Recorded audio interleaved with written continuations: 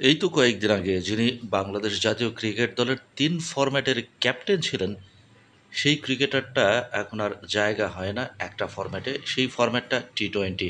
বাকি রয়েছে ওয়ানডে ও টেস্ট।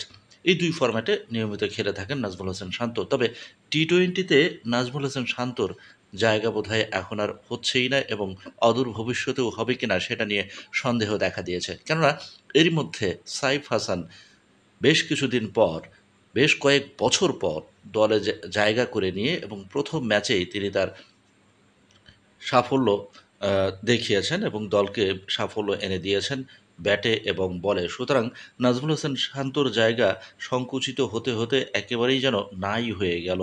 সেটাই বলছিলাম যে নাজমুল হোসেন শান্ত তিনি টপ অর্ডার ব্যাটার, ওপেনিং অথবা অন ডাউনে ব্যাট করে থাকেন। কিন্তু সেই পজিশনগুলো ফিল আপ হয়ে গেছে। তানজিদ হাসান তামিম এবং পারভেজ হোসেন ইমন এই ২ ওপেনার আসলে জায়গা দখল করেছেন এবং বেশ ফর্মে আছেন সেটা নিঃসন্দেহে বলা যায়। সুতরাং ওপেনিংয়ে এখন আর জায়গা নেই নাজমুল হোসেন শান্ত। তবে এই ২ ব্যাটারের কেউ একজন যদি ফল করে তাহলে কিন্তু সেখানে প্রমোশন হয় লিটন দাসের। অর্থাৎ লিটন দাস ক্যাপ্টেন, তিনি টি-টোয়েন্টি ফরম্যাটের, তিনিও ওপেনিংয়ে ব্যাট করতে পারেন। অর্থাৎ পারভেজ হোসেন ইমন কিংবা তানজিদ তামিম যে কেউ ফল করলে প্রমোশন হবে লিটন কুমার দাসের।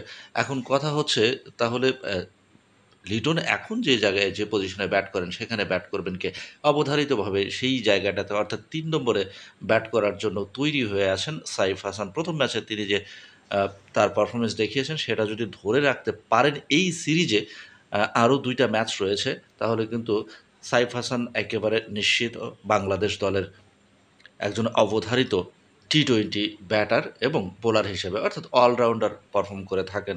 সেখান থেকেই ধারণা করা হচ্ছে এবং বোঝাই যাচ্ছে নাজমুল হোসেন শান্ত আসলে তার জায়গা হারিয়ে ফেলছেন আস্তে, আস্তে টি-টোয়েন্টি থেকে। ৫০ টি-টোয়েন্টিতেই আসলে থেমে গেল নাজমুল হোসেন শান্তর যেন ক্যারিয়ার। এখন নাজমুল হোসেন শান্তকে টি-টোয়েন্টি ফরম্যাটে ফিরতে হলে রীতিমতো যুদ্ধ করতে হবে নিজের পারফরম্যান্সের সাথে, নিজের সাথেই নিজের যুদ্ধ যেটাকে বলা যায়।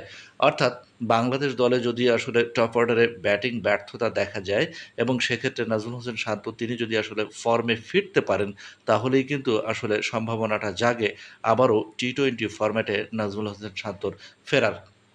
যেটা বলছিলাম, যদি আসলে পজিশন ওয়াইজ চিন্তা করা হয়, তাহলে কিন্তু আসলে জায়গা হয় না নাজমুল হোসেন শান্তর এবং সেটাই শেষ পর্যন্ত দেখা গেছে।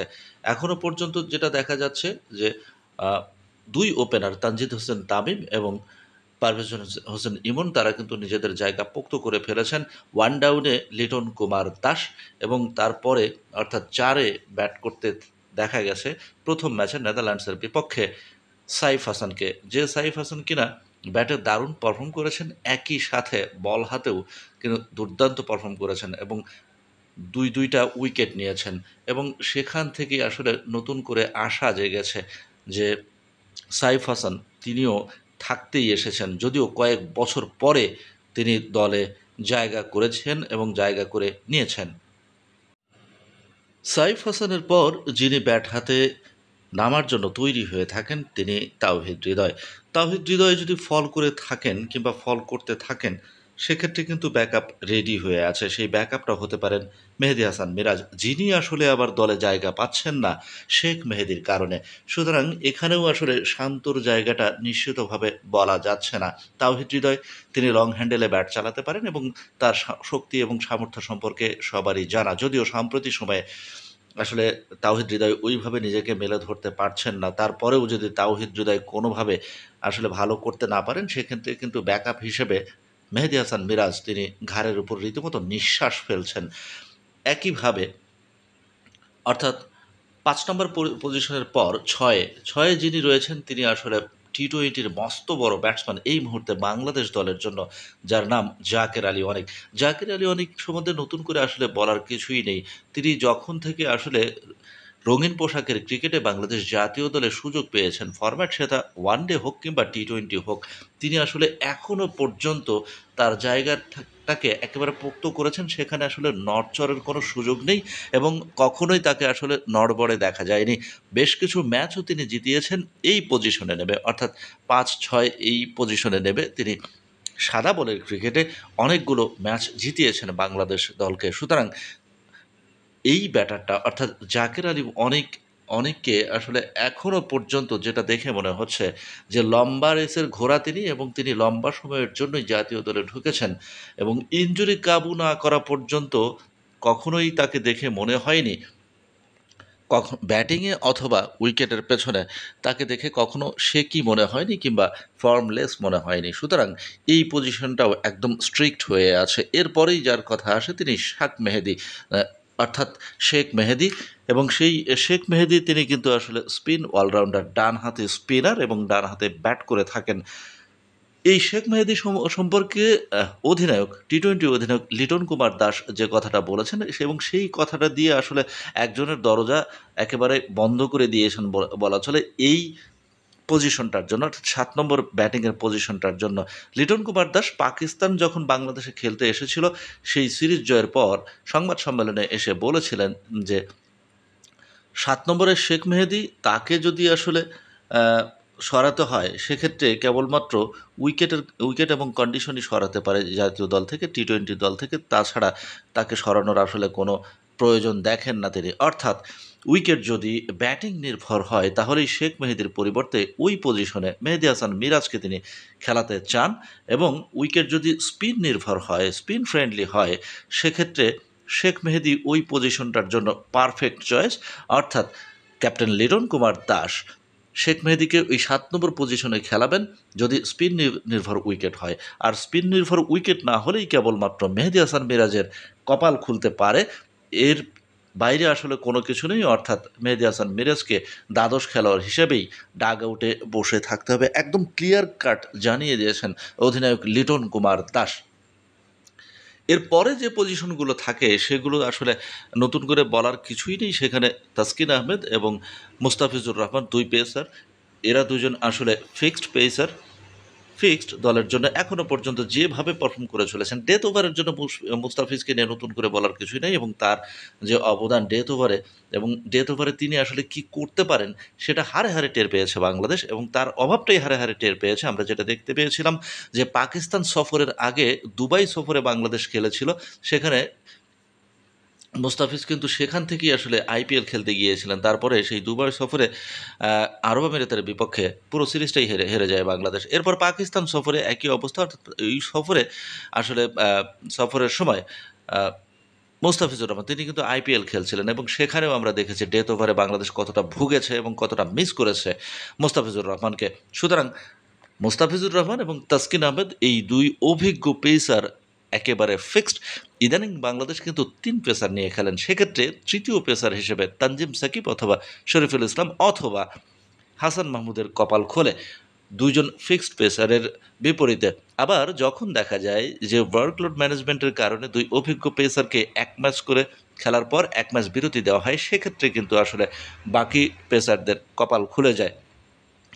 এবং একই সাথে আরেকজনের কথা বললেই নয়, তিনি রিশাদ হোসেন। উইকেট যদি স্পিন নির্ভর হয় তাহলে কিন্তু রিশাদ অবধারিতভাবে অটো চয়েস, এবং স্পিন নির্ভর না হলেও কিন্তু বাংলাদেশ রিশাদ হোসেনকে দলে রাখার মতো স্পর্ধা দেখায়। তার একটাই মাত্র কারণ, লোয়ার অর্ডারে রিশাদ লং হ্যান্ডেলে ব্যাট চালাতে জানেন, এবং সেই ব্যাট চালানোর কারণেই কিন্তু আসলে রিশাদ হোসেন দলে থেকে যান যদি স্পিন ফ্রেন্ডলি উইকেট নাও হয়।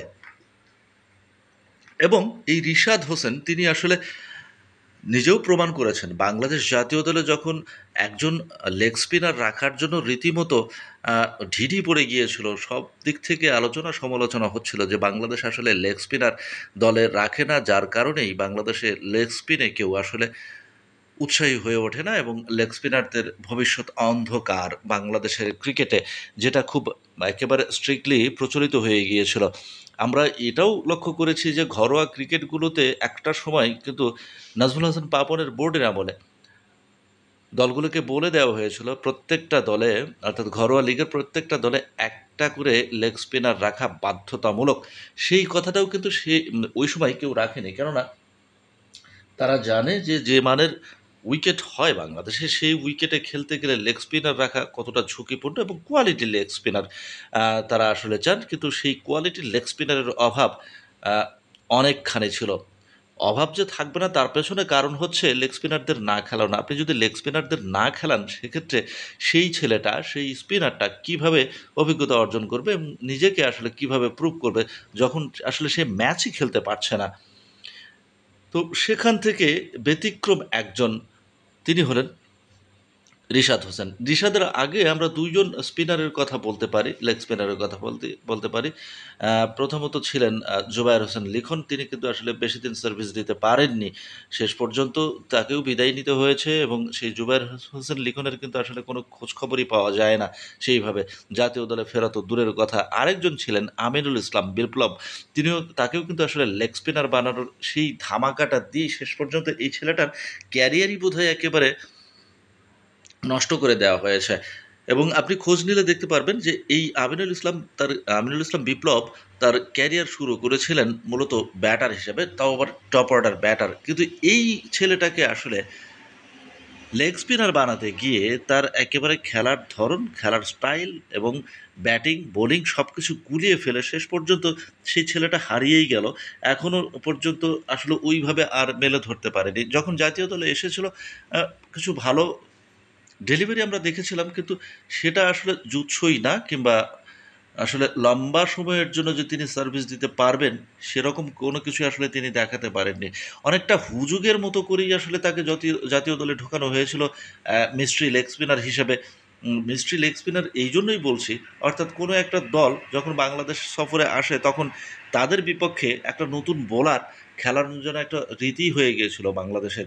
কেননা আগের যে বোলারগুলা হাতে থাকতো সেগুলোকে রীতিমতো পরীক্ষা-নিরীক্ষা করে সেগুলোর বল দেখে বিভিন্নভাবে পরীক্ষা-নিরীক্ষা করে যারা সফরে আসতো, বাংলাদেশের বিপক্ষে খেলার জন্য আসতো তারা কিন্তু তৈরি হয়ে আসতো। সেখানে একটা টোটকা হিসেবে একটা নতুন বোলার খেলানো হতো। সেই নতুন বোলার যাকে আসলে কোনোদিনও প্রতিপক্ষ বল করতে দেখেনি এরকম একজন বোলারকে দিয়ে আসলে ওই ট্রাম্প কার্ডটা ছাড়া হতো এবং সেই ট্রাম্প কার্ডের মতো করেই এসেছিলেন আমিনুল ইসলাম বিপ্লব, যিনি আসলে মূলত ব্যাটার ছিলেন, তাকে বোলার বানানোর একটা প্রচেষ্টা নেওয়া হয়েছিল। শেষ পর্যন্ত সেটা আসলে কাজের কাজ কিছুই হয়নি। ১টা-২টা ম্যাচ জিতেছে। কিন্তু ক্ষতি যেটা হবার সেটা হয়ে গেছে আমিনুল ইসলাম বিপ্লবের। তিনি কিন্তু এখন আর জাতীয় দলে নেই এবং জাতীয় লিগেও যে তিনি খুব একটা ভালো করতে পারছেন সেরকম কোনো খোঁজখবর কিন্তু আসলে পাওয়া যাচ্ছে না। তাই বলছিলাম যে এই মুহূর্তে ফিরে যেতে চাই আসলে মূলত মূল আলোচনায় যেটা নিয়ে আমরা কথা বলছিলাম, নাজমুল হোসেন শান্তর কথা বলছিলাম যে এই ক্রিকেটারটা এই কিছুদিন আগেও যিনি ৩ ফরম্যাটের অধিনায়ক ছিলেন, বাংলাদেশ জাতীয় ক্রিকেট দলের অধিনায়ক ছিলেন, সেই অধিনায়ক এখন আসলে কোনো ফরম্যাটেরই অধিনায়ক নন। এমনকি শেষ পর্যন্ত যেটা দেখা গেল যে তিনি আসলে টি-20 দলেই তার জায়গা নেই। সেই জায়গাটা আদৌ ভবিষ্যতে হবে কিনা সেটাও আর বলা যাচ্ছে না।